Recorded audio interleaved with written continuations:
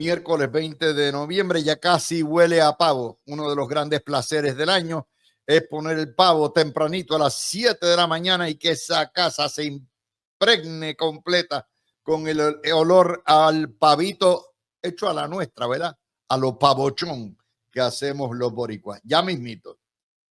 Hoy tenemos 7 noticias totalmente distintas que no están. Primero, el país está en shock con 3 asesinatos tipo República Bananera de película que demuestran que nadie está seguro en Puerto Rico. Ayer o antes de ayer, un productor fue asesinado esperando en el servicarro en las Catalinas Mall en Caguas, con sicarios que bajaron en una motora, aparentemente a hacerle un carjacking, se resistió y el productor padre de familia salió, gracias a Dios han rescatado o han buscado a 2 sospechosos, ya los tienen arrestados, falta el tercero. Pero esto viene la modalidad suramericana de los asesinatos y sicarios en motocicleta. Usted sabe que las motocicletas en Puerto Rico en los últimos 4 años, después de la pandemia, se han proliferado y se han multiplicado como conejos. Y ahora los delincuentes usan las motoretas para venir y asesinar, asedian a sus víctimas, las buscan y le disparan y salen corriendo en la motora. Ese es el primero de los asesinatos. El segundo, esta mañana en la 65 de Infantería, un padre y un hijo estaban esperando el tapón, o sentados en el tapón, y delante del hijo que estaba conduciendo, vinieron sicarios en una motora, se bajaron y le vaciaron las pistolas a el pasajero delante de su hijo, a plena hora del rush de la mañana en la 65 de Infantería. Y tercero, hoy grabado en video y circulado en las redes, un podcaster en Arecibo fue también asesinado a balazos. Los sicarios lo grabaron en video, limpiaron la escena. Usted oye a la gente, a los compinches diciéndole, recoge la pistola, vete, llévate la pistola. Hasta limpiar la escena, alterar la escena, y lo grabaron por video. Los 3 fueron asesinatos en las calles de Puerto Rico. El de Caguas en un servicarro, en el automóvil, un kayaking. El de Arecibo en un timbiriche, en un comibete de pincho, al frente, a plena luz del día, ¡pam!, liquidado y grabado. Y el otro más en motora, en la 65 de Infantería. Eso demuestra que Puerto Rico ha llegado a niveles de República Bananera. Usted ve este tipo de cosas en México, en Colombia, lo ve con los maratruchas en Centroamérica, lo ve en Perú. En Puerto Rico esto está, y eso quiere decir que no hay nadie seguro en ningún lugar. Y esa es una de las razones por las cuales la gente se va. En la colonia. Esto no es ni en la República de Puerto Rico ni en el Estado. Esto ocurre en la colonia puertorriqueña. Y cuando usted suma esto y se da cuenta que está subiendo el crimen después de 2 años de baja, usted sabe que estamos entrando en un momento de, vamos a poner, desaceleración económica, donde el dinero que nacía debajo de las matas en los años de la pandemia, después de la pandemia, donde la gente se compró motoras, carros, neveras, todo lo que había, ya se desaparecieron. La inflación se ha comido los aumentos y estamos entrando en lo que parece ser un año de decrecimiento económico conforme a todas las estadísticas que estamos viendo, excepto la del desempleo, que bajó a la cifra más baja en la historia y por supuesto los periódicos no los reportaron. Esa es una de las razones, la seguridad. En Puerto Rico no hay seguridad ni es un lugar para criar hijos, pero así estamos. La segunda nota la acaba de dar un obsequio, una lección magistral que la acaba de dar el profesor Julio Muriente y Carmen Jové, que como yo siempre he dicho, es una cirujana dental placá, porque le saca las muelas a cualquiera y uno sale lo más risueño riéndose. Y Muriente hizo una exposición que yo diría que el 90%, 90 y pico por ciento coincido. Y no es que yo me esté convirtiendo en comunista o Julio se esté convirtiendo en capitalista y estadista, no. Es que las canas le dan a uno apreciación del tiempo y la honestidad intelectual es importante. Eso no quiere decir que Muriente deje de ser independentista ni yo estadista, pero ciertamente uno tiene que respetar la rigurosidad y más importante, la honestidad intelectual. ¿Qué dijo Julio Muriente? Yo espero que Noti1 saque esa joya, pero esencialmente señaló, mire, la alianza funcionó. Lo que pasa fue que nos pusimos unas expectativas tan grandes, todo el mundo diciendo que íbamos a barrer, que íbamos a ganar, todo lo que da, que ahora que termina en una limitación sin alcaldía, sin San Juan y una serie de limitaciones en términos de legisladores, menos legisladores independentistas de lo que hay hoy, se presta a que se interprete como un fracaso. Todo eso yo lo había anticipado en mis análisis. Por el contrario, el independentismo obtuvo los logros históricos que nunca antes había obtenido. El crecimiento del independentismo exponencial desde el 2016 ha sido tema en este programa desde el año 2015. Y cada vez que hay una elección, lo corroboramos. Y el que no se haya electo a Bernabe o a la Murciélaga no quiere decir que el independentismo haya echado para atrás. Todo lo contrario. Ustedes se acordarán que decían que eso era un fenómeno de los peajes metropolitanos. Y yo les decía a ustedes, no, Nine, esto es un fenómeno a nivel de isla. Y el que entiende cómo se organiza a nivel comunitario el independentismo y el que entiende los números no comprende ni llegará jamás a entender la penetración del independentismo. Y como bien dice, el país está rajado por la mitad. La mitad que quiere la estadidad, 57, 58%, lo que sea, y la otra mitad prácticamente 40 y pico por ciento, 44% que quiere o una soberanía nacional en libre asociación o la independencia que obtuvo por primera vez 30-31% de los votos. Esos son sumas enormes, pero más importante, en términos de lo que es el crecimiento de los núcleos electorales, no le quepa a usted la menor duda que desde el año 2018 el núcleo electoral, la masa electoral del PNP ha decaído por mitad y la del Partido Popular ha decaído por 2/3 partes desde el año 2000 para acá.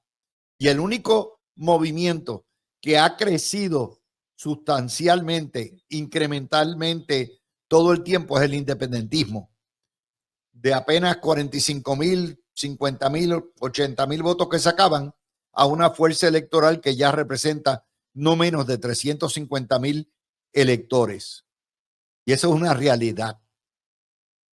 Y por eso es que yo creo que hay un respeto mutuo de parte de el profesor Muriente y este servidor, aunque estamos en polos opuestos del arco ideológico, porque la verdad se reconoce. Donde podemos discrepar es en los resultados del plebiscito, y en la validez del plebiscito. Porque no se puede decir que la elección o el evento electoral que le dio al independentismo el mayor número de votos en su historia es inválido en la pregunta del estatus, porque lo uno vale a lo otro, son expresiones del pueblo y son expresiones que hay que respetar. Y lo segundo que creo que es importante reseñar de parte de Julio Muriente es que en vez de hacer un chijá, Muriente enfatiza dos cosas que fueron objeto de mis discusiones mucho antes, desde por lo menos el verano y desde que se formó la alianza y que se dijo por primera vez que no era para empujar la independencia. Muriente entiende que fue un error táctico y estratégico negar el socialismo, que lo son, negar lo que está en video, las alianzas de el Partido Independentista y el MBC con los jefes de Venezuela, de Cuba, con Nicaragua. Y eso da la impresión y dio la impresión de que estaban escondiendo algo y que había algo malo con eso. Que no es miedo, es sencillamente una cuestión de credibilidad. Y en segundo lugar, muy bien dice Julio Muriente que fue un error esconder la independencia. Y yo ahí ayer les di durísimo a ese tema.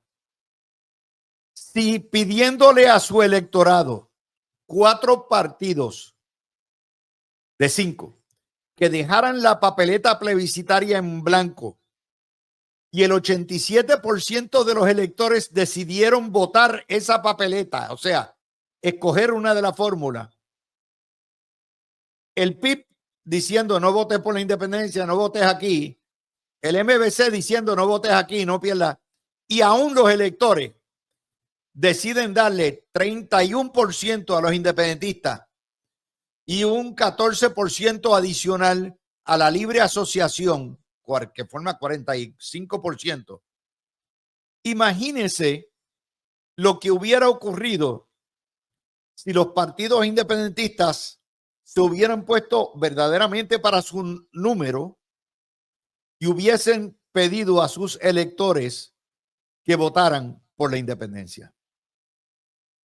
¿Cuántos electores, por disciplina al PIB, por disciplina a la alianza, se abstuvieron de votar esa papeleta? La mayoría. Yo les garantizo a ustedes que de las 150,000 o 160,000 abstenidos, la vasta mayoría eran independentistas. Lo que pasa es que ni el PIB ni el MBC jamás, aun cuando ellos se perfilaban como ganadores con Juan Dalmau, en su imaginación jamás podían haber concebido que llegaran al 40%. Y como pensaron que la iban a perder malamente, no entendieron, leyeron mal la combinación del 16, Lúgaro y el PIB, y la combinación del año 20. Eso se llama, si hubo un error que cometieron los estrategas del PIB fue ese, porque pensaron que la repulsa independentista a la independencia es tan grande que mejor era dejarla en blanco para no darle credibilidad. Y resulta ahora que eso fue un error táctico, porque si hubieran participado muy bien, podían haber argumentado, mire, nuestra fuerza es tan grande como lo de los estadistas. Y eso sí que son palabras mayores. Y este servidor lo dijo, lo repitió, lo dijo 1000 veces. Así que me parece a mí que ese análisis y esa entrevista que le hace Carmen a Julio Muriente, los tengo que felicitar a los dos. Primero porque Carmen es una gran entrevistadora y con su vocecita sweet, dulce, te tira las preguntas así como quien no quiere la cosa. te saca los riñones, te saca las bisagras, te hace una operación de corazón abierto y a la misma vez te saca las muelas y tú cuando terminas sales comiendo mantecado y feliz. Le saca el vivir a los entrevistados. Y obviamente Julio Muriente tiene mi respeto, aunque obviamente somos guerreros en distintos extremos. Lo felicito por ese análisis. Vamos a la tercera noticia, ya que estamos en el plebiscito. Por X o Y, ayer ocurrió algo sumamente desafortunado. Contrario al orden establecido de que se cuentan todas las papeletas en cada colegio y se va pasando de colegio a colegio y de precinto a precinto. En el control y el dominio total que tiene el independentismo de la Comisión Estatal de Elecciones, ayer estableció la comisión con el aval de Aníbal Vega Borges de no contar por ahora las papeletas del plebiscito, ponerlas aparte, y de la preferencia presidencial, porque esta historia está en la página 10. Esto es lo que provocó el peo hoy, en la página 10 del Nuevo Día. Para dilucidar las papeletas con valor real. Con valor real. Y cuando le preguntan a Aníbal Vega Borges, sí, es verdad, es más importante. Tenemos allá 11 distritos representativos que hay que determinar si ganó el Partido Popular o el PNP. Y tenemos todavía la senaduría de Mayagüez y de Ponce. Y todavía tenemos 6 alcaldías que hay que determinar si son rojos o azules. O sea, en una colonia quebrada, en sindicatura federal, donde quien manda y comanda, tanto para el Estado como para los municipios, en la Junta de Control Fiscal, que no hemos votado por ella, en un evento electoral significa más o tiene valor real votar por un alcalde, votar por un asambleísta o votar por un legislador, que contar la expresión mayoritaria del pueblo por la descolonización. Y digo mayoritaria porque ahí tengo que sumar los dos. Todos los votos, el 87% de las papeletas votaron por una fórmula descolonizadora, se llamara libre asociación soberana, se llamara estadidad o se llamara independencia. Y eso hay que respetarlo. Pero más aún, que el comisionado electoral del partido que dice ser estadista se preste para violar toda la tradición y todo el orden de conteo, para decir esta papeleta no tiene valor real alguno, es una burrada de parte de Aníbal Vega Borges y una metida de pata estratégica bárbara. Al punto, yo tan pronto lo vi, lo saqué a las 6 de la mañana en tuit. ¿Quién baja con sus buenos días? Mr. Shark. Joss. Y el guerrero más grande que tiene el Partido Republicano y el PNP. Y prácticamente se le hizo pis encima a Vega Borges. Y más tarde salieron los demócratas, el Partido Demócrata, diciendo, espérate, los votos se cuentan. No existe una prelación preferencial de una papeleta a otra. Todos los votos son iguales, pesan lo mismo. Por lo tanto, hay que contarlos lo mismo. Pero peor aún, si algo ha tenido el Partido Nuevo Progresista de problema con los estadistas, es que los estadistas dicen que lo único que les interesa es administrar la cochina colonia y que utilizan de señuelo la estadidad en plebiscito tras plebiscito para cerrar las filas ideológicas y adquirir el poder, y después que ganan el poder se olvidan de la estadidad. Ese mensaje que ya cala hondo ha sido tan profundo que una tercera parte de los votos estadistas no votaron por Jennifer González ni por el PNP. Eso es un desgaje enorme porque tienen toda la razón. Y que el comisionado, el representante electoral del único partido estadista en Puerto Rico, diga que la papeleta plebiscitaria no tiene valor real, es admitirle a ustedes que elección tras elección ese partido lo coge de pensuaco y que en realidad lo único que le importa es el comité de transición y Luma y la madre, y volvemos de nuevo al mismo problema.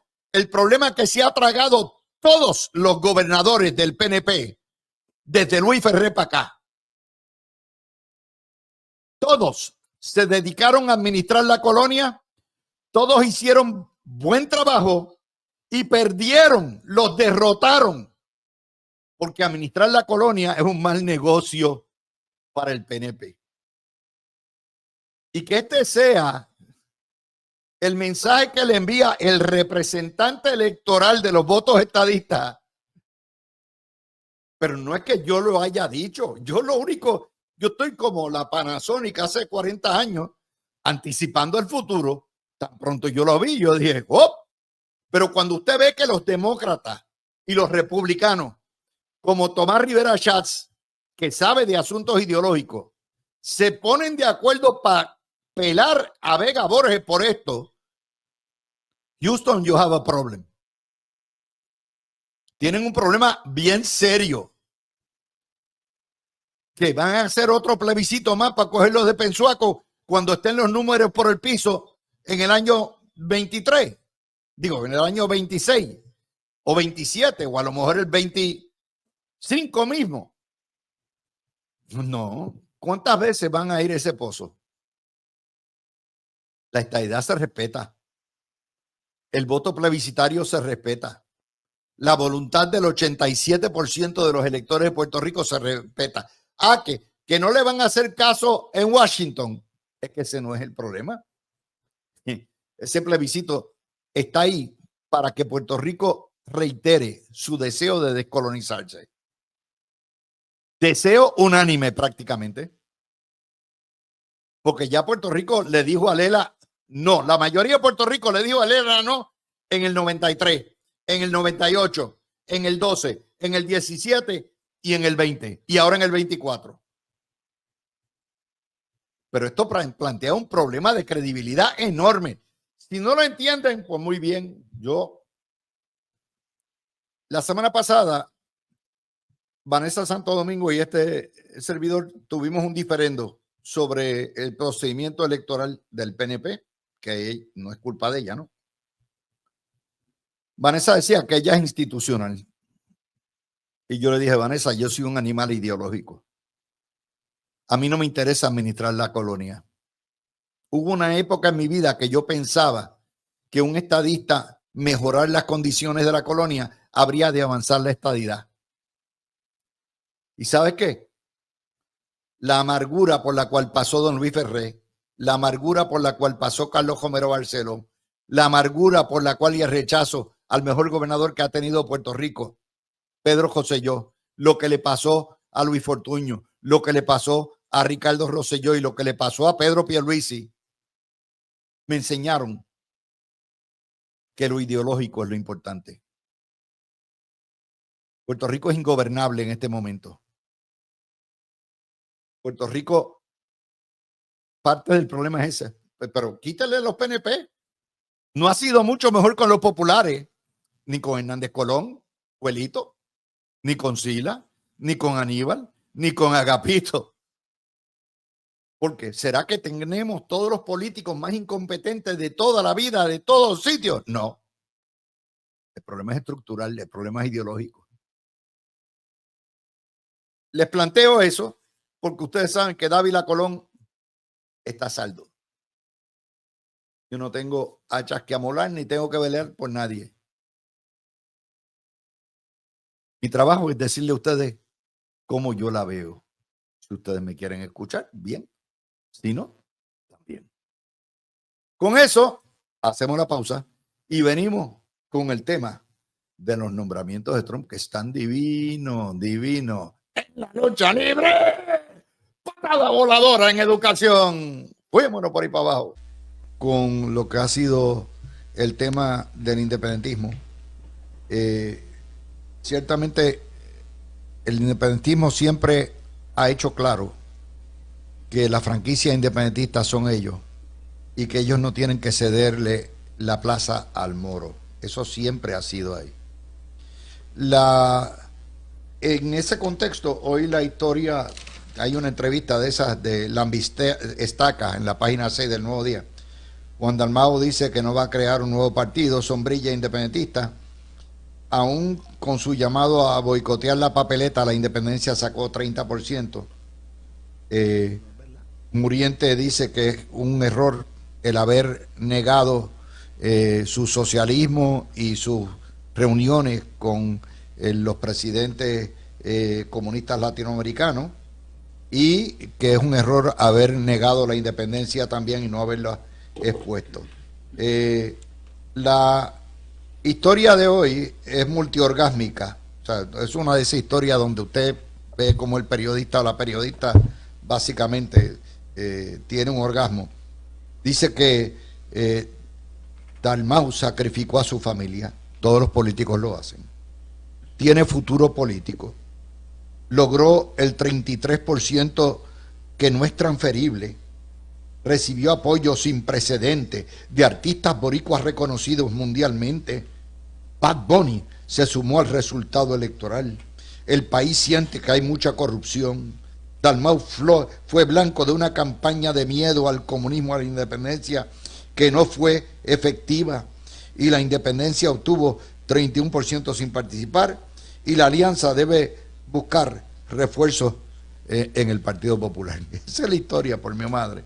Y como la entrevista de Carmen Jovet a Julio Muriente abre y abrió hoy tema, pues quiero empezar con el profesor Garriga Picó, que esto es, mire, por el medio del plato en su zona. Adelante, José. Saludos, Luis, un placer siempre estar aquí contigo y con el licenciado Igartúa, que me acompaña aquí en la cabina, y con todo el público que nos escucha. Mira, Luis, estoy recibiendo muchos mensajes para saber si tú vas a hacer entrada al movimiento torciano durante la noche de hoy, porque están preguntándose las personas. Probablemente ninguno de ellos escucharon la entrevista, porque lo que dijo Muriente es lo que nosotros hemos dicho aquí por meses, básicamente. Pero que un independentista lo reconozca, que es cierto, ya eso es otro cuarto de hora. ¿Okay? Pues mira, Luis, yo sí escuché la entrevista, y me parece que Carmen Jovet es excepcional como entrevistadora, pero lo puso a decir cosas que yo creo que Julio Muriente no hubiera querido decir, y pues como tú señalas, le sacaba la muela y le sacaba cosas que en realidad pues mañana a lo mejor Julio piensa contra. La verdad es que mejor no debe haber dicho eso, pero lo voy a tomar más amplio que eso. Yo creo que cuando escuchamos no solamente a Julio, sino que escuchamos lo que dice también Juan Dalmau y lo que dicen otros líderes independentistas, yo creo que contrario al espíritu triunfalista que tú notas, o que tú dices que le da ese 31% de la independencia, ellos tienen un sentido de derrota. Un sentido de derrota a lo mejor por lo mismo que dijo Julio, que habían sido, se habían hecho de la idea de que iban a ganar, y Julio dice que eran los demás, pero quién sabe si él también en algún momento pues le dio un sueñito de eso, de que iban a ganar. Yo nunca pensé que iban a ganar, y me parece que pues fue claro que estábamos bien sintonizados en términos de los números. Pero yo creo que el independentismo tiene que darse cuenta que los números que sacó Dalmau en realidad no es un voto por la independencia, sino que fue un voto de protesta fue un voto en contra de la corrupción, fue un voto en contra de Luma, fue un voto en contra de que las cosas siguieran en Puerto Rico como había estado hasta entonces. Y el voto que se recibió Jennifer también tiene esas mismas características, porque Jennifer se presentó y se vio como una candidata del cambio, ¿verdad? Pero obviamente había una serie de personas que tenían un resentimiento más fuerte con el Partido Nuevo Progresista y fueron, o que eran populares, pero no fueron a votar por el Partido Nuevo Progresista, sino fueron a votar por el candidato del Partido Independentista. No hay que olvidar que el Partido Independentista, el voto íntegro nos llegó al 10%, 12%, y en ese sentido demostró la continuada debilidad institucional que tiene, y el movimiento Victoria Ciudadana demostró tanta y tanta debilidad institucional que desapareció. Ni siquiera queda inscrita como partido, ni siquiera retiene ninguna de las posiciones legislativas que tenía. Entonces yo creo que la palabra de Julio, pues a mí me sonaba mucho, ¿verdad?, al lenguaje del Politburo, porque Luis, él básicamente aceptó que era marxista. Me sonaba mucho al Politburo de la Unión Soviética, dando todas estas explicaciones con unos términos que dice y tienen, son especiales, no son las mismas palabras que utiliza todo el mundo, pero al fin y al cabo lo que dicen es: pues mira, yo creía que íbamos a ganar, no ganamos, pero quién sabe si después vamos a continuar. Y básicamente termina una nota, para completar este argumento, termina en una nota down, en el sentido que dice: si el Partido Independentista no quiere hacer una alianza que sea una alianza de movimiento ideológico, no va a haber ninguna alianza. Y el PIB en este momento no va a hacer esa alianza. El PIB lo que va a tratar de hacer es quedársele con la gente que tenía el movimiento Victoria Ciudadana y traer los del Partido Popular, que ya empezó Juan Dalmau a echar el anzuelo y echarle el maicito a los pollitos del Partido Popular para que vengan a comer al PIB. Y eso explica lo que tú dijiste al principio de tu ponencia.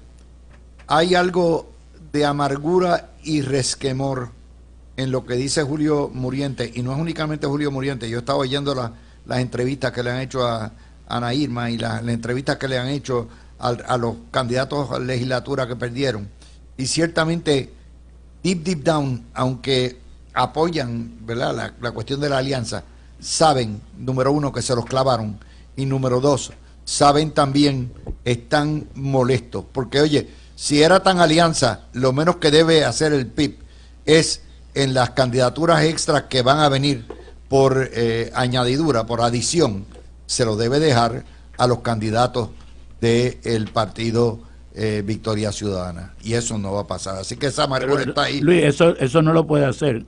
Acuérdate que eso está controlado por disposiciones constitucionales. Tendrían que ser los partidos que tenían candidatos los que pueden poner. Tú no puedes traer candidatos nuevos para hacer los candidatos, elegirlos por adición. Tienen que ser personas que fueron candidatos y perdieron. Entiendo, pero cuando el PIB o el MBC han respetado la ley. Pero la Comisión Estatal de Elecciones tiene por que eso, respetarla. Pero oye, el gesto nada más sabiendo, ellos sabían todo el tiempo que la barbaridad de no buscar los endosos los iba a colgar, y los dejaron correr. Pero seguro que los dejaron. Seguro, los dejaron que por eso que te digo, y el MBC sabe eso. El liderato del MBC sabe que no les advirtieron y que cogieron su comisionada electoral, que es la peor en la historia de todos los comisionados electorales, y pues la dejaron resbalar, y de ahí sale. Voy contigo, Gregorio. Muy buenas tardes a ti, Luis, a Garriga y al público que nos escucha. Pues mira, en primera instancia, ¿para qué el Partido Independentista va a hablar de fusión si es que ellos, aun cuando había una determinación de que era ilegal lo que propusieron hacer, lo hicieron de todas maneras, y la prensa lo operó como si de facto fuera un solo partido y todo. Y operaron coaligados. Operaron coordinados y coaligados. Con 2 presupuestos, y ahí el que lo cuestionara, y la prensa lo adoptó el primer día. Yo no volví a oír el Partido Independentista en toda la campaña. Todo era la alianza. Y entonces, ¿para qué si yo soy de un partido que estoy usando el doble de los recursos y puedo evitar esos conflictos? Lo voy a hacer. No hay necesidad alguna, y en ese sentido, el sistema electoral de Puerto Rico, aunque habían unas determinaciones, no estuvo dispuesto a ejecutar esas determinaciones. El Contralor Electoral, con todo mi respeto, tampoco estuvo dispuesto a intervenir cuando era aparente que había una determinación del Tribunal Supremo ya, y que estaban en incumplimiento de la misma. En segundo lugar, el issue ideológico es clave aquí, porque miren, Juan Dalmau está tratando de salvar cara en cierta medida de que él creció el independentismo, cuando la realidad es que él sabe, y es la molestia de otras personas en esos grupos y en esa ideología, que lo que él hizo para obtener esos votos fue tratar de suplantar al Partido Popular Democrático y convertirse en un partido colonialista más. Eso fue todo lo que pasó en esta campaña. La independencia se escondió porque ellos sabían que les afectaba electoralmente. De lo contrario, lo hubieran promovido. Fíjate que el Partido Estadista no escondió la estadidad, ni dejaron de hacer promoción por la estadidad porque eso nos convenía en los votos. Al revés, el Partido Nuevo Progresista, con todos sus defectos, en primera instancia estuvo claro que el asunto ideológico era esencial y que eso aumentaba las posibilidades de ganar y no las reducía. Porque el Partido Independentista y la Alianza, a pesar de todos, evidentemente, ser no solo independentistas, sino independentistas de los grupos que quizás se consideran más de izquierda en Puerto Rico, lo escondieron y se comportaron como un partido colonialista, porque ellos saben, aun cuando le quieran decir lo contrario al público, y podemos vender la historia cuantas veces querramos, que mencionar independencia en Puerto Rico te afecta electoralmente, y que si bien hubo unos votos, porque es innegable que primero hay un grupo independentista en Puerto Rico, como lo hay en muchos sitios que no tienen posibilidad alguna de la independencia, y número 2, esos porcientos que estamos hablando, vamos a esperar que termine el conteo de votos, si algún día termina en los próximos 4 años, y vamos a demostrar que el porciento de la estadidad va a ser muy superior, y que cualquier criterio que nos han querido establecer de mayoría absoluta y todo eso se va a cumplir. Así que eso es lo que está pasando. Ni tienen el incentivo para convertirse en ninguna cosa que no sea lo que son, porque legalmente se les ha permitido, y número 2, ideológicamente va a haber ronchas en la medida que lo que llevan supuestamente criticando toda la vida fue en lo que se convirtieron para ver si sacaban más votos. Y añadiendo, yo discrepo de ustedes. Yo creo que el PIB, con estos números que tienen y los avances que han hecho, ellos no van a esconder la independencia de nuevo. Van a decir que eso se decide después, pero no van a negar ni su socialismo ni su independentismo.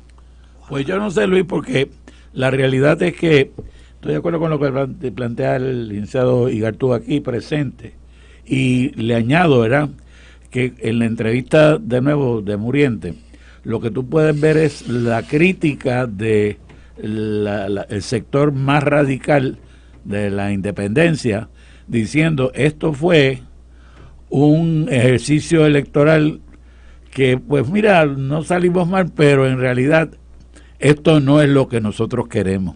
Nosotros lo que queremos es un movimiento revolucionario, y las elecciones son lo menos revolucionario que hay, porque las elecciones precisamente están hechas para que se pueda pasar de un gobierno a otro gobierno, de un gobernante a otro gobernante, sin que haya violencia, sin que haya unos cambios drásticos, sino mediante una consulta al pueblo.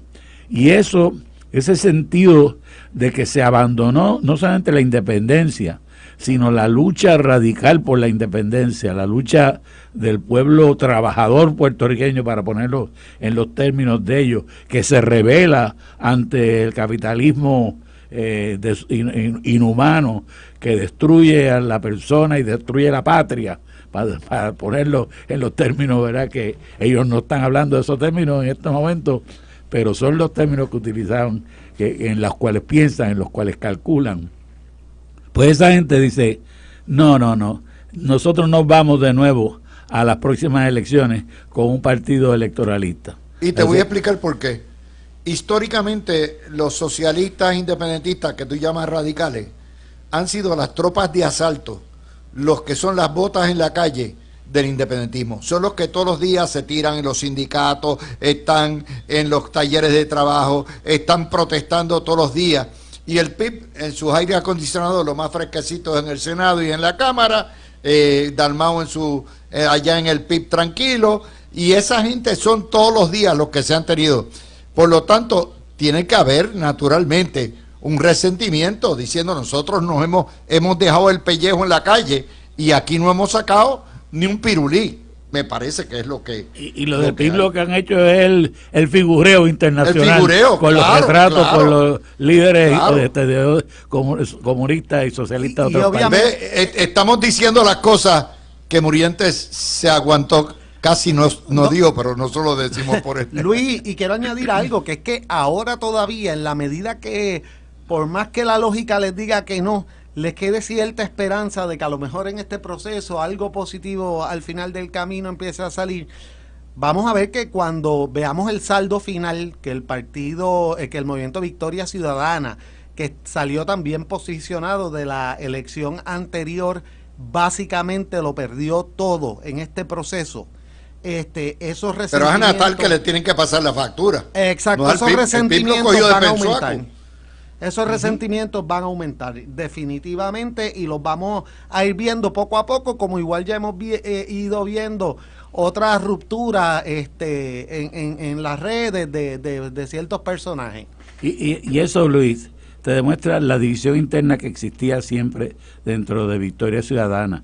Era que era supuestamente un partido amplio en las cuales cabían personas con ideologías independentistas radicales, libres asociacionistas, y dicen que hasta algunos estadistas estaban dando vueltas dentro de ese grupo.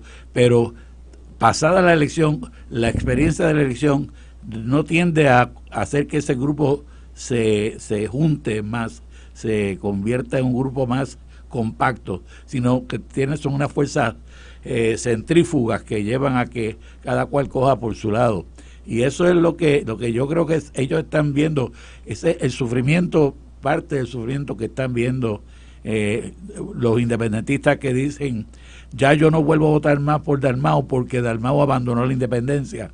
Los independentistas que dicen, nosotros aguantamos la lucha social por estar buscando posiciones electorales. Los estadolibristas que dicen, yo creía que este era un partido para tumbar al PNP y resulta que era un partido para promover un independentista. Es decir, surge todo el fraccionamiento interno que tenía ese movimiento. Porque de la alianza. Lo fácil es cuando uno está diciendo antes de la elección, decir todas las ideas, aunque te comprometan ideológicamente, siempre y cuando todo el mundo en esa efervescencia y emoción de una posible victoria lo aguante. Pero después surgen.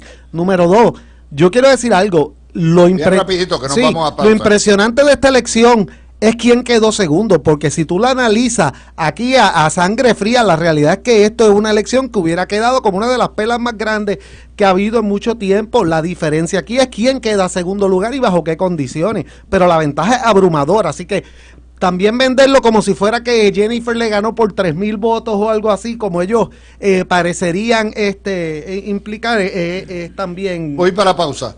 Cuando vengamos vamos a ir a trabajar vamos a tocar los nombramientos de Trump, vamos a tocar también la fisura que hay en el PNP y la molestia con que Vega Borges haya permitido suspender el conteo de los votos de plebiscito y de presidencia hasta al final. Otro más que va para el final. Ahora no solamente son los votos por adelantado, sino también lo del plebiscito, y eso tiene un doble pespunto. Tanto demócratas como republicanos están que prenden con esa decisión. Regresamos. Yo no tengo los sabuesos para seguir esta noticia, pero es importante que la saquemos. Dice hoy el Wall Street Journal que el Pentágono acaba de concederle la concesión de drones militares a la empresa Teal Drones, Teal Drones, que son drones pequeños de reconocimiento en el campo de batalla. Teal supuestamente es una empresa propiedad de una entidad que se llama Red Cat Holdings, con sede en Puerto Rico y Ley 60. De hecho, tiene la sede, está en la avenida Muñoz Rivera. No voy a dar la dirección, pero es interesante para que ustedes vean que un contrato militar se ha otorgado a probablemente alguien en Ley 60. No sé si en Puerto Rico existe una fábrica de drones militares. Para mí esas noticias, pero los que tengan están en el Wall Street Journal y ya sabremos más. Ok. Estamos hablando de drones, de los aviones que vuelan, no de los drones en la carretera. No de los drones en la carretera. Drones militares. Zafacón es zafacón, papá, sea militar o civil. Vamos al otro. Vamos al lío que hay. Rivera Schatz esta mañana se endiabló con la decisión de Vega Borges de permitir dilatar y bifurcar, dividir el conteo de papeletas, porque él no le ve valor real a la papeleta plebiscitario. Y le mandó uno de esos buenos días bien sabrosos que envía el líder republicano de próximo presidente del Senado. Como a las 4 horas, Luis Daniel Dávila Perna y el Partido Demócrata señalaron, y de hecho radicaron, una impugnación señalando esencialmente que las papeletas se cuentan todas, que todos los votos valen, que no hay un orden de prelación ni prioridad, pero que hay que completar cada precinto y todos los votos son importantes, aparte de que para los que son verdaderamente estadistas, el voto plebiscitario tiene probablemente, por ser el voto de la voluntad del pueblo de Puerto Rico, mayor valor que una alcaldía o un legislador de distrito.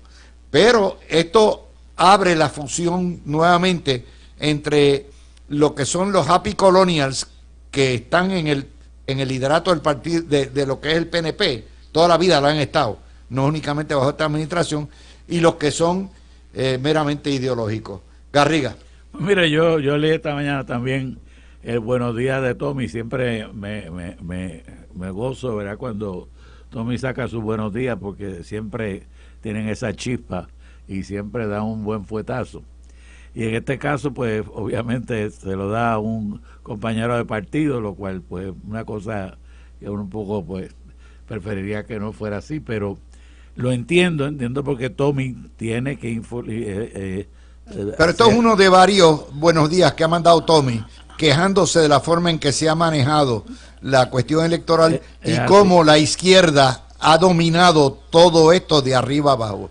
Y te voy a explicar por qué yo entiendo que eso es así. Primero, Tommy conoce completamente bien el aparato electoral, porque fue comisionado electoral durante mucho tiempo y sabe exactamente cómo se maneja todo el asunto en la Comisión Estatal de Elecciones.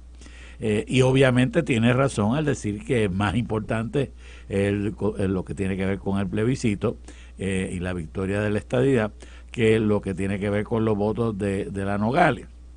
Pero si puedo poner, ¿verdad?, lo que yo creo que pasa por la mente de Aníbal Vega Borges, es que él está en un campo de batalla allí en el cual los socialistas y los victoriosos y los pipiolos están buscando cualquier cosa para decir que hay discrimen en contra de ellos, que se están suprimiendo sus votos, que al fin y al cabo le están robando la elección y que sencillamente esta elección, estos resultados son fabricados porque a ellos no le contaron los votos, porque a ellos, etcétera, etcétera. Algo que yo estoy seguro que no es verdad, pero como tienen una prensa que le va a servir de sounding board, que le va a dar una proyección de un altoparlante gigante, pues tiene que Aníbal Vega Borges, en cierta manera, jugar de una manera que tú entiendes que se deja dominar por los socialistas, pero una manera de más o menos controlar que las informaciones que salgan no sean de que allí hay una dominio del PNP que quiere acabar con eso. Claro, el problema es que por otro lado pues no se mueve. Entonces el problema de la comisión es que tiene que echar adelante algo que muchas veces yo señalé en este programa y tú también lo hacías, es decir, la Comisión Estatal de Elecciones tiene que estar preparada para sacar los resultados rápidamente, y desgraciadamente el sistema como está en este momento, ese sistema de desconfianza no está trabajando. Yo creo que hay alternativas, no creo que este es el momento de hablar de esas alternativas, pero obviamente hay que aprender sí que esto no puede volver a ocurrir en más ninguna elección en Puerto Rico. Bueno, tengo que excusar al compañero Igartúa, tiene un tubo roto en la casa, así que ya sabes, se le llenó el cuarto de agua, literalmente. Así que tú y yo, mira, yo lo veo de la siguiente manera, y eso es cierto. O sea, en el PNP existen dos tribus. La tribu que vota ideológicamente y que los cogen de señuelo todos los años con los plebiscitos desde el año 2012. Y existe la tribu de los que lo único que les interesa es administrar y la transición y Luma y todo eso. Eso y la alcaldía también. Y la alcaldía y todo eso. Ok. Sabemos que el PNP ha perdido la mitad de sus votos desde principios de siglo o desde la elección de Fortuño, mayormente porque la mitad se han ido, igual para Estados Unidos, igual ha pasado con los populares, ¿ok? No es que los populares se hayan tornado independentistas, muchos de ellos, es que muchos también se fueron para Florida. Pero en esta elección les tocó pujar durísimo el que el voto ideológico se presentara a votar para evitar la independencia y a votar por Jennifer González. Y lo lograron más del 40% de los votos. Pero ¿qué pasa? Si tú al iniciar el conteo estás diciendo y coincides con el Partido Popular y todo lo que demás, que el plebiscito es un voto inútil, que es lo que señalaron, o sea, un valor, no tiene valor real, lo que estás haciendo es admitiendo, número uno, que engañaste nuevamente con el plebiscito. Número dos, que para esta administración el voto plebiscitario no tiene valor absoluto, porque el valor real es el del alcalde, el del distrito, el de, ¿cómo es? Medio metro, ¿cómo se llama? Le dice, chichón de piso, que vale más que eso. Y lo otro, estás enviando un mensaje para que no vuelvan a votar por ti en el año 28, cuando más los vas a necesitar, porque esta elección no terminó, esta elección va a continuar hasta que los independentistas se salgan con la suya, y el PNP va a tener que arengar su voto ideológico, pero tantas veces da el agua en el cántaro hasta que lo rompe, y me parece que es un error garrafal, y te demuestra, Garriga, la falta de previsión ideológica o de malicia ideológica que hay en el PNP en este momento. Bueno, lo que pasa es que hay que explicar el asunto, cómo verdaderamente que se mueven las cosas. Los dos lados tienen razón. Por un lado, es cierto que en este plebiscito no se iba a resolver el estatus de manera definitiva, ni aunque la estadidad hubiera sacado el 75% de los votos, porque no hay de antemano un compromiso del Congreso. Para lo único que sirve esto es para ir al Congreso a presentar el deseo del pueblo de Puerto Rico.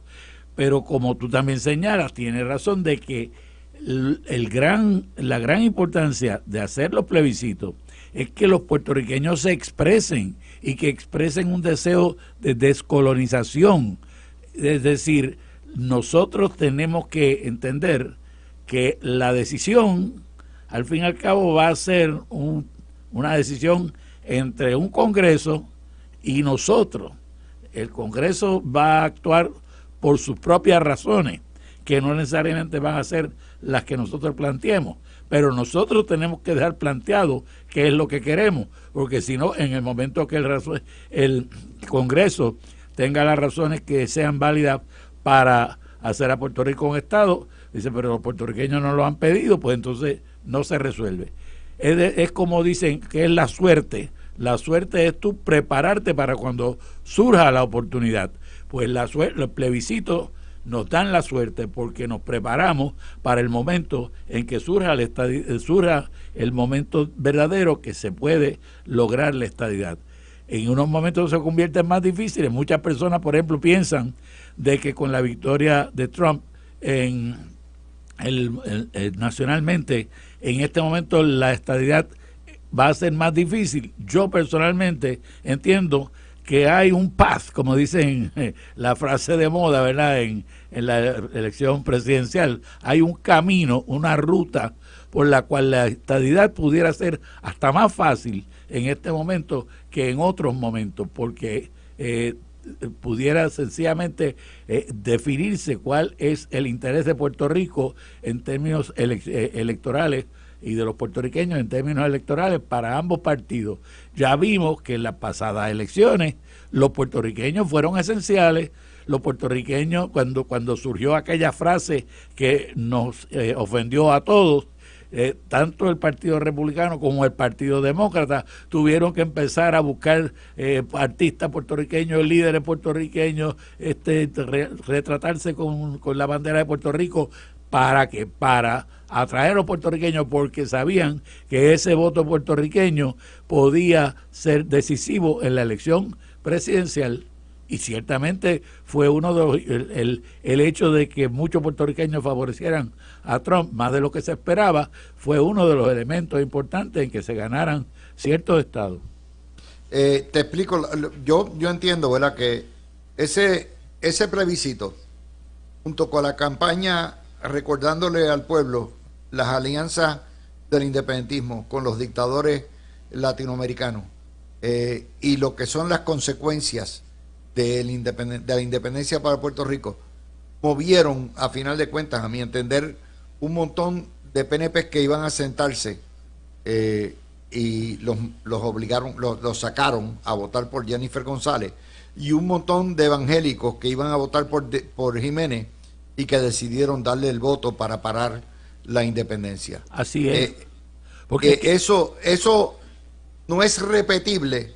Si tú le dices a esa gente, lo ideológico no es importante, no tiene valor de utilidad. Es que nadie está, eso no es lo que yo estoy diciendo, ni creo que... No tú, es lo que dijo Vega Borges, que no tiene valor real. Tiene un valor, tiene un valor, pero hay que entender cuál es el valor que tiene. Mira, toda la campaña tuvo un gran valor educativo. O sea, tú dices, lo que hicieron fue una campaña de meter miedo, dicen los socialistas, dicen los independentistas. Que no lo es. No, nosotros hicimos una campaña de meter miedo, nosotros hicimos una campaña educativa sobre cuáles son las condiciones de vida en otros regímenes alrededor del mundo. Y en la independencia. Que son independientes y que tienen la clase de gobierno que estas personas dicen favorecer. La mayor parte de la gente no escucha noticias internacionales. La mayor parte de la gente no sabe quién está gobernando los diferentes países, o si sabe no le da mayor importancia y no le da y no investiga. En la campaña política sirvió para que los puertorriqueños aprendieran sobre el Caribe, aprendieran sobre la América Latina y cuáles son los problemas que tienen, las ideas que proponen los líderes independentistas en Puerto Rico en esos países. Y eso fue una tarea de aprendizaje. Ya esa tarea se hizo. De ahora en adelante los puertorriqueños el puertorriqueño promedio va a estar mucho más atento a lo que ocurre internacionalmente en todos estos países y en otros que vayan surgiendo. Oye, otro tema, ya que estamos con toda esta cuestión de los partidos de ideología. La Suiza Dairy terminó cerrando la planta que iba a mantener la de Aguadilla, ¿te acuerdas? Sí. Esos son 117 empleados más, que junto a los 450 nos lleva casi a 600 empleos directos, perdidos por lo que hizo, por supuesto, el socialismo, el Scott Barbés y todo eso. El Y estudiante en la permanente. Suiza, los líderes de la huelga eran la licenciada Rosa Seguí, portavoz del Frente Anticapitalista de Victoria Ciudadana, y su esposo Rodríguez Banch, ¿ok? Y Scott Barbés era ¿verdad? El guerrillero de tierra, El líder que estaba allí, el líder. ideólogo. Pero para que la gente entienda cuál es el resultado, cuando los unionados votan por un comunista cuyos objetivos son ideológicos y no lograr lo mejor, lo que hacen que le cejaron el taller, y Puerto Rico perdió una de sus vaquerías más importantes. Eso debe ser una lección enorme. Muchos uniones le predican la huelga a los obreros como si las huelgas solamente tuvieran un camino, y es el camino a la victoria. Y la verdad es que las huelgas se ganan o se pierden o se destruyen. Y este caso fue la peor de todos porque se quedaron sin trabajo. Ellos mismos destruyeron el lugar de trabajo, y donde antes le ganaban el dinero que necesitaban para mantener su familia, ahora no hay nada, no hay un sitio en que nadie pueda trabajar. Pero eso no es raro, Luis. ¿Qué hizo Lautier? Destruyó la energía eléctrica. Sí, se chuparon energía eléctrica y la destruyeron. ¿Qué hizo la Unión del Acueducto? Y la UPAGRA, que ha cejado tantos negocios, tantos medios. Y a los de acueducto y alcantarillado, ¿qué hicieron? Todas las uniones en Puerto Rico, no todas las uniones radicales en Puerto Rico se convierten sencillamente en destructores de industrias, destructores de agencias de gobierno. Destructores de negocios. Y destructores de familia, porque al fin y al cabo la persona que se queda sin trabajo cae en una depresión, cae en una situación donde muchas veces terminan en divorcio y en separaciones. Es decir, los líderes obreros los radicales no lo van a aprender, pero tienen que darse cuenta que es verdad que se necesita la unión para balancear el poder de los dueños del capital, dueños de la empresa. Pero tiene que ser un balance para el beneficio de ambos. No puede ser un balance para destruir al dueño de la empresa, porque si es para destruir al dueño de la empresa, te estás destruyendo a ti mismo también. Fíjate que esa es parte de la censura de la prensa. Eso no lo pusieron en portada. Se pierden 500 empleos más, se perdieron 500 empleos, 550, 560 empleos entre las dos. No lo dicen, como hoy, por ejemplo, la gobernadora se fue a la convención de gobernadores republicanos. ¿Por qué? Porque ella sabe que allí van a estar paseando y pavoneándose todos los nominados de Trump, que en su mayoría son amigos de ella, de su partido. Por lo tanto, muy bien hecho, Jennifer González se fue a cabildear, a estrechar manos, a darse a conocer, a decir, mire, estoy ahora en la gobernación, todo eso. Oye, no la cubrieron, no mandaron a Chunky News para allá a ver por qué se reunió, que habló con Mr. Bergon, que habló con la nueva designada de educación. Nada de eso lo cubrieron. Como no cubrieron que Puerto Rico rompió récord en términos del desempleo más bajo el mes pasado en la historia, 5.4%. Eso no lo publican, José. Mejor que lo mandaran a Chunky News.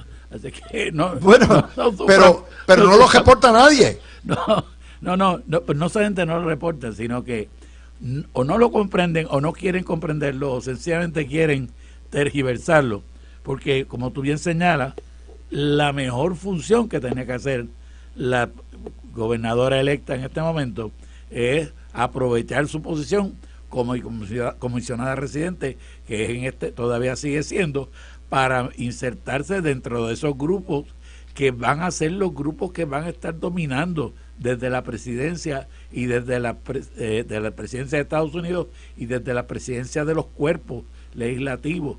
Y sencillamente lo que necesitamos es tener una gobernadora que sea conocida, que sea una figura nacional, que la llamen, que participe, que vengan acá a estar con ella cuando sea necesario. pero eso pues no lo quieren entender, no quieren, lo toman como que es un junket. Eso no es un junket. No Junket es un son junket, otras es un cosas. viaje de negocio. Es Eso un viaje de negocio. Pero, oye, no tienen que mandar a nadie.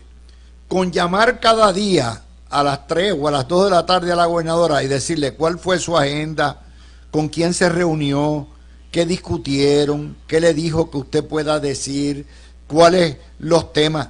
Oye, informar al país de lo que está haciendo la gobernadora para suavizar la relación, porque todo lo demás es una diabolización completa del gobierno de Donald Trump.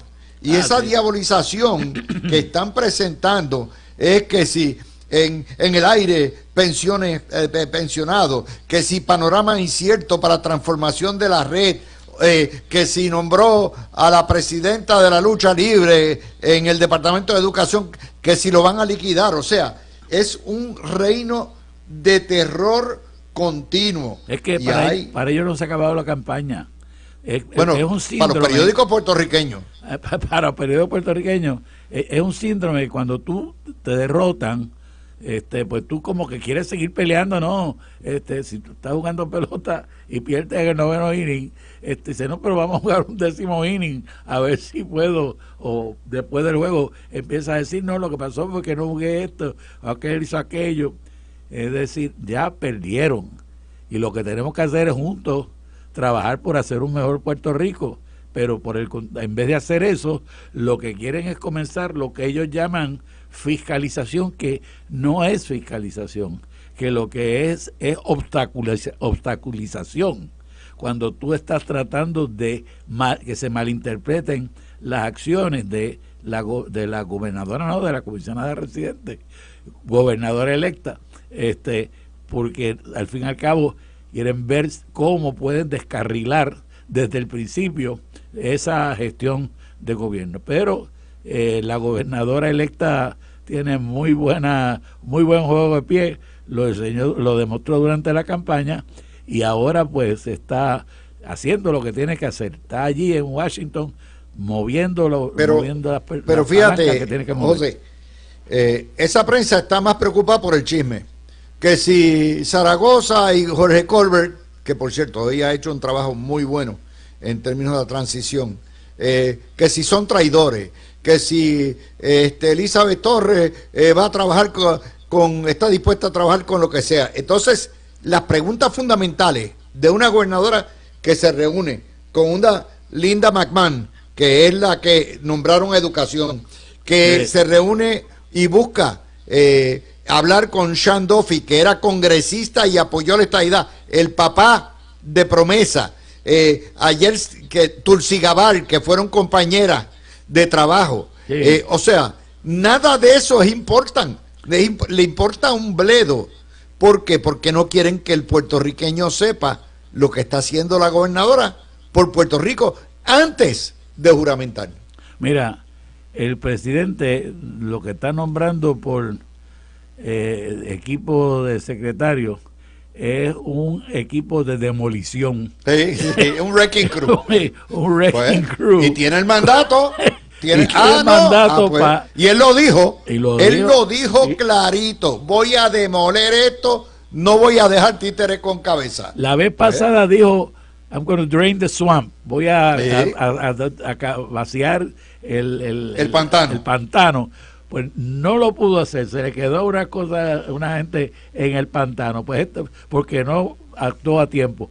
Esta vez comenzó antes de tan siquiera llegar a la Casa Blanca a drain the swamp, y lo que la gente que está poniendo en las diferentes posiciones son porque está seguro que cuando lleguen a esas posiciones no se los va a comer el rol, no van a empezar, pues yo soy secretario ahora y tengo que mantener aquel y tengo que hacer aquello y de las cosas darle continuidad. No, vamos a acabar, vamos a cambiar, vamos a cortar, vamos a hacer el gobierno más pequeño y más eficiente. Por eso tiene Elon Musk, que ese fue el trabajo de la manera que Elon Musk se hizo rico, comprando compañías que estaban quebradas porque estaban mal manejadas, cortando el la emplomanía a la mitad para reducir, mecanizando, haciendo que fuera productiva y vendiéndola a un precio mucho más alto. Tú sabes que que lo había comprado. Si en Puerto Rico hubiese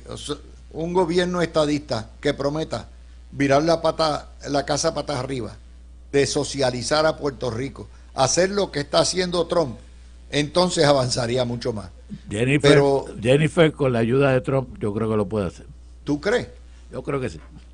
Bueno, vamos a hacer la pausa porque vamos a venir precisamente con los nombramientos de Trump y el efecto que eso va a tener en los fondos federales asignados para reconstrucción, el efecto que va a tener en la educación, porque en los 8 años, Jennifer González no perdió el tiempo siendo comisionada residente. Tiene ahora las conexiones para proteger a Puerto Rico. Nadie está pidiendo que traiga la estadidad, que traiga más fondos federales, no. Para proteger a Puerto Rico tiene las conexiones y tiene que usarlas ahora al máximo. Vamos a la pausa. Tú recordarás, Garriga, que en el año 22, Vanessa Santo Domingo y Jorge Colbert, con el aval del Senado, negociaron unas enmiendas básicas al Código Electoral que permitía, obviamente, creaba unas categorías en los partidos, no le daba representación total, no representación, sino participación en todas las etapas a los partidos menores como MBC. Y esas enmiendas fueron aprobadas por el Senado. Y cuando llegaron a la Cámara, tanto Jesús Manuel Ortiz como Toñito Cruz, como Héctor Ferrer y el nuevo liderato le cayeron arriba, votaron a Jorge Colbert, que era secretario y negociador, y se quedaron con el Código Electoral como está. Bueno, pues hoy Héctor Ferrer tiene la desfachatez. De hecho, ellos después terminaron haciendo una tramoya con los partidos pequeños que fue vetado por el gobernador y excluyeron totalmente al PNP. Hoy Héctor Ferrer exige enmienda al Código Electoral. Entonces, el que tumbó todo eso en la comisión que se encarga de las elecciones, Connie Varela, está hoy en ascua. Puede que pierda su elección y el Partido Popular, no te tengo que decir, saldría mejor con la versión de Colbert, que lo que está ahora está no ficha ni tercero. Esa es la situación, las contradicciones. Luis, es que los que saben, saben, y los que no, tienen que aprender, y sencillamente Colbert sabe, y sabe cómo tienen que hacerlo, y no se diga Vanessa Santo Domingo, que desde que fue estudiante mía era brillante, y definitivamente ha hecho unas aportaciones geniales a todo lo que tiene que ver con la parte electoral del Partido Nuevo Progresista. Así que eso es así y no hay que dudar que hubieran podido salir mejor. Mira, y otro que hay que darle un crédito grande cada día que va el conteo saliendo, nos damos más cuenta, a Edwin Mundo, que fue el que estuvo representando al Partido Nuevo Progresista en la redistribución electoral. Los distritos quedaron también hechos, que estamos ganando un montón de distritos que anteriormente el PNP no ganaba, así que porque el que sabe, sabe. ¿Ah? El que sabe, sabe. El que sabe, Edwin Mundo conoce, acuérdate que eso antes lo hacían los Ramos y Virilio Ramos. También, Virilio sabía mucho también.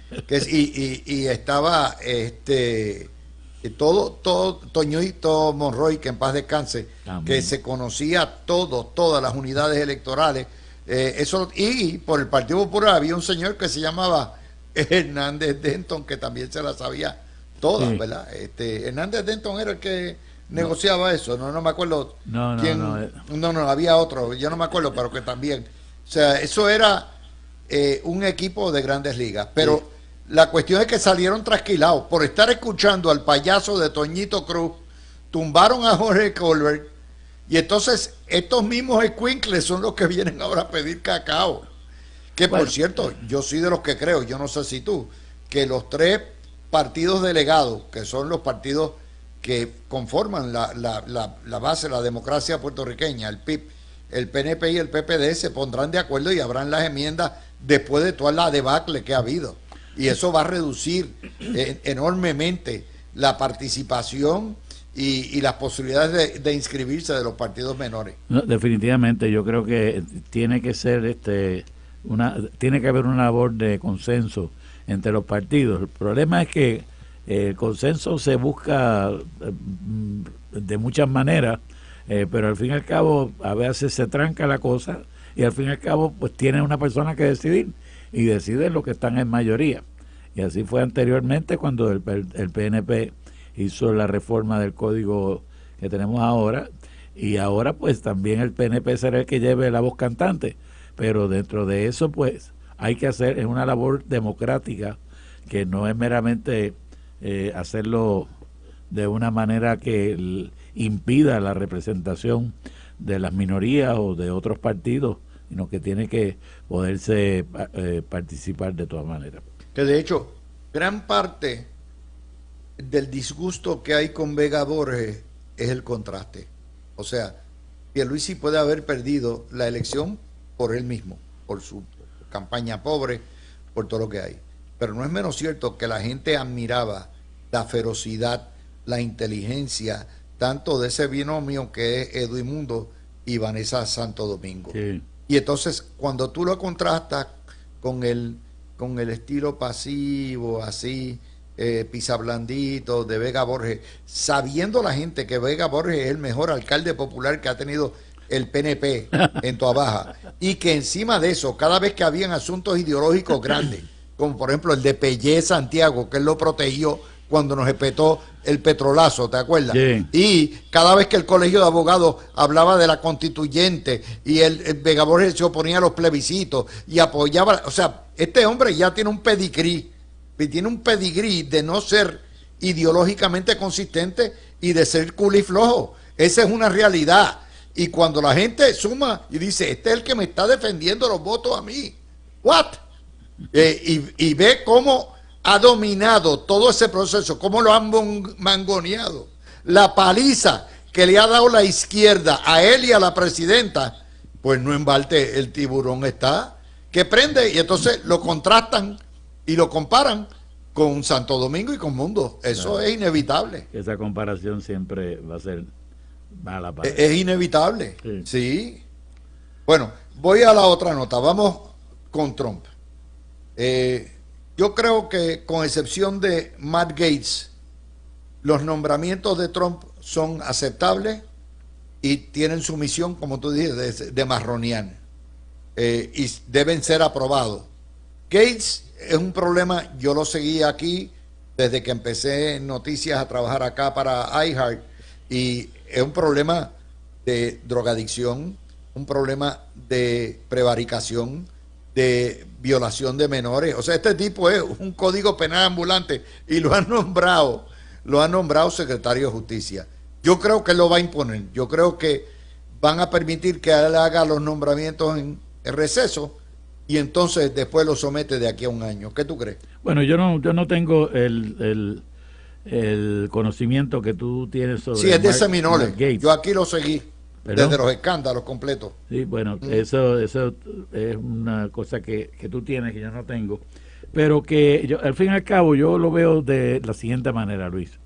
Yo creo que Trump, además de lo que ya te dije, que hizo ese pelotón de destrucción, está lanzando adelante los nombramientos más controversiales, porque lo que quiere es que la prensa se ponga a pelear por eso y que entonces los que no son controversiales pasen más rápidamente porque no están siendo, no lo están convirtiendo en controversiales. Entonces Trump ha nombrado ya 30 y pico, creo, de personas, y de los que se habla son de 3 o 4 todo el tiempo, de Tulsi Gabbard, de Matt Gaetz, de la de educación, pero los otros están sailing, van pasando rapidito y Todavía no, ¿verdad? Porque todavía no lo ha nombrado propiamente. Lo que ha dicho es que lo nombrará cuando juramente como presidente, y lo que quiere es que los senadores se comprometan de antemano, senadores republicanos, que son la mayoría, 53 de los 100 senadores, para sencillamente conseguir que se empiecen a trabajar lo más rápido posible.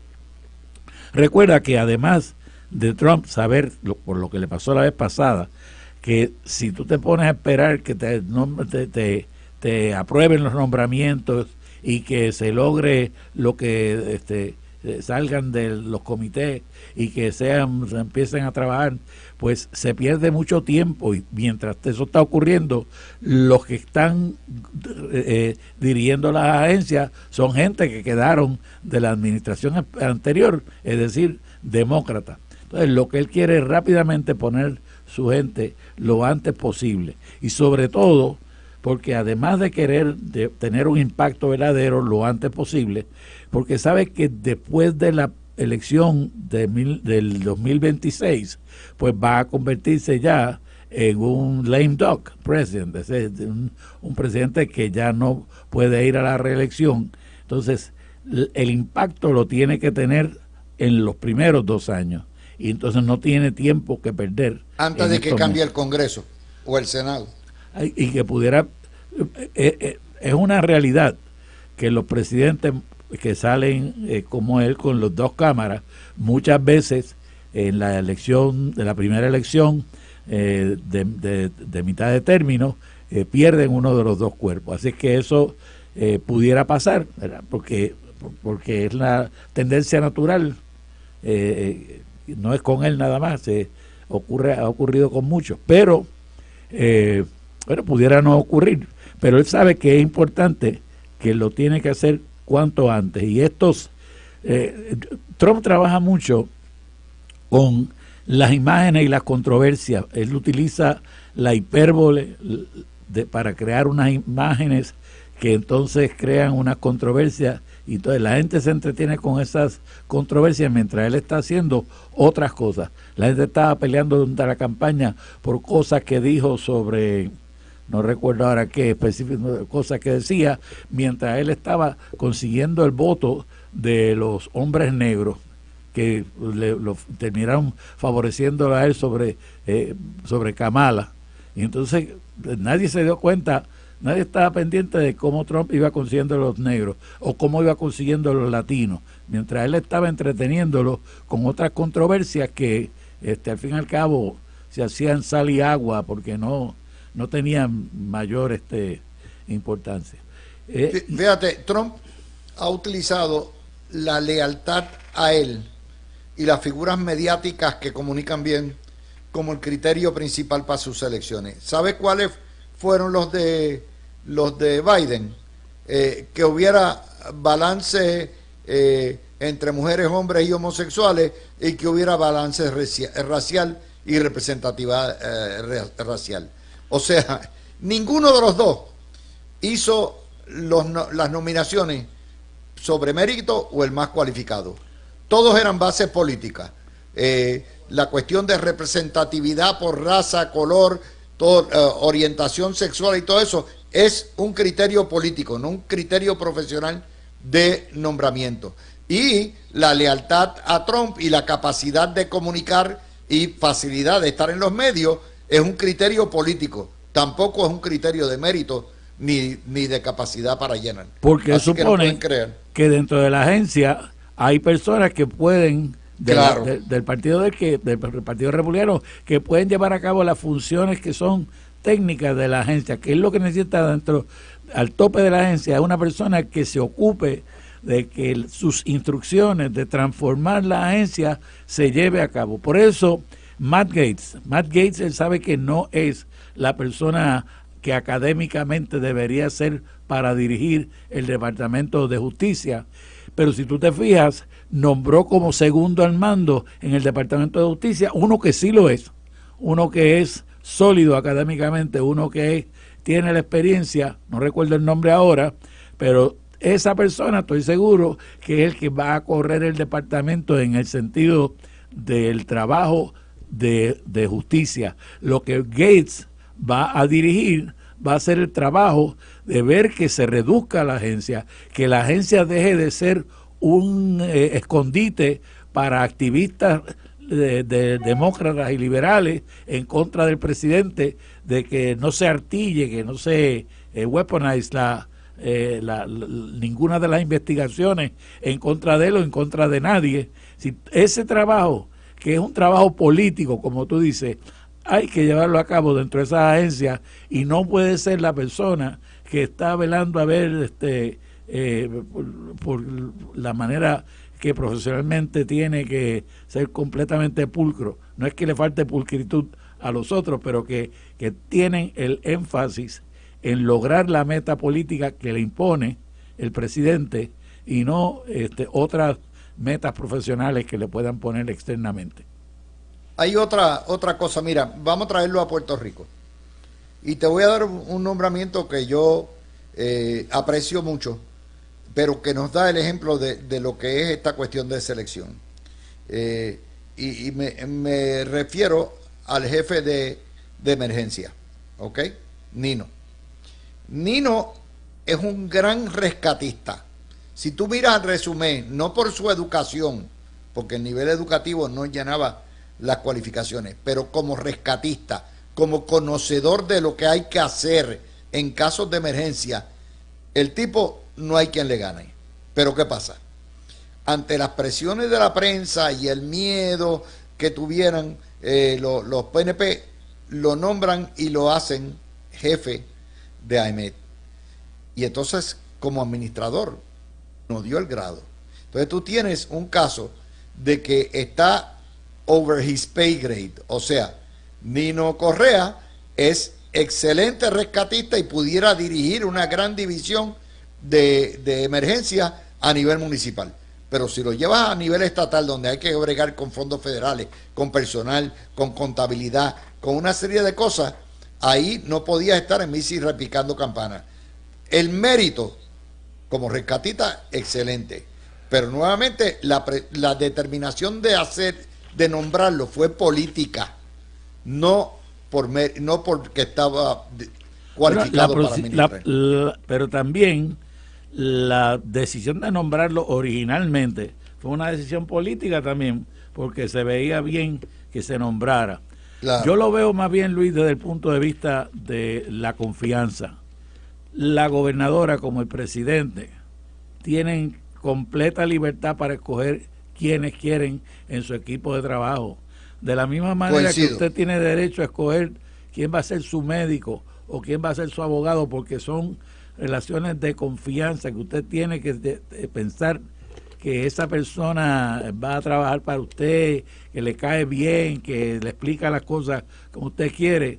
Igualmente la gobernadora tiene derecho a escoger a aquellas personas que entiende que son como ella la quiere que sean, y puede haber otros que tengan tantos méritos y hasta más méritos profesionales en las diferentes áreas, pero no es la persona que goza de su exclusiva y contundente confianza. Pero lo estamos haciendo así para que la gente entienda, oye, son políticos, no estamos eligiendo administradores ni gerentes, son políticos que tienen la tarea de gerenciar por 4 años a todas las agencias administrativas, y como políticos van a pensar políticamente en los nombramientos, lealtad, gente que esté ahí, gente que esté capacitada, pero me parece a mí que Trump tiene todo el derecho, al igual que Jennifer González, de nombrar a quien le dé la gana. Si quiere nombrar a Zaragoza, que lo nombre. Quiere nombrar a Jorge Colbert, que lo nombre. Si quiere nombrar a Sayira Jordan, que lo nombre. Esa es su prerrogativa. Y, dependiendo de cómo actúen, entonces Jennifer González pagará o no pagará los platos rotos. O se llevará la gloria o paga los platos rotos. Claro, ella está poniendo su destino en manos de estas personas en quien ella está poniendo su confianza. Precisamente por eso mismo es que la confianza es el elemento esencial, porque sea elemento, quien fuere, está poniendo su fama y su prestigio en manos de esa persona. y están pidiéndole, están pidiendo que ya dé nombramientos. Los nombramientos no vienen hasta diciembre, tarde. No hay necesidad. De hecho, hay muchos nombramientos que se hacen en enero. Ustedes lo saben que es así. Ya ella tendrá tiempo. No va a estar el informe de transición hasta el 10 o el 12 de diciembre. Y ya de ahí a que están recogiendo resumen, no tengo la menor duda. Que ya ella ha prehablado unos nombramientos, no tengo la menor duda. Pero no esperen nombramientos ahora, esperen que termine. Y todavía falta si va a haber una extraordinaria o no. Si lo pone ahora, lo pone en un patíbulo para que les empiecen a Sí, disparar. exactamente. Eso se hace en Navidad, cuando la prensa se va de vacaciones. ¿Ok? Bueno, vamos a hacer la pausa hasta mañana a las 5 de la tarde en nuestra edición del jueves de La Mirilla.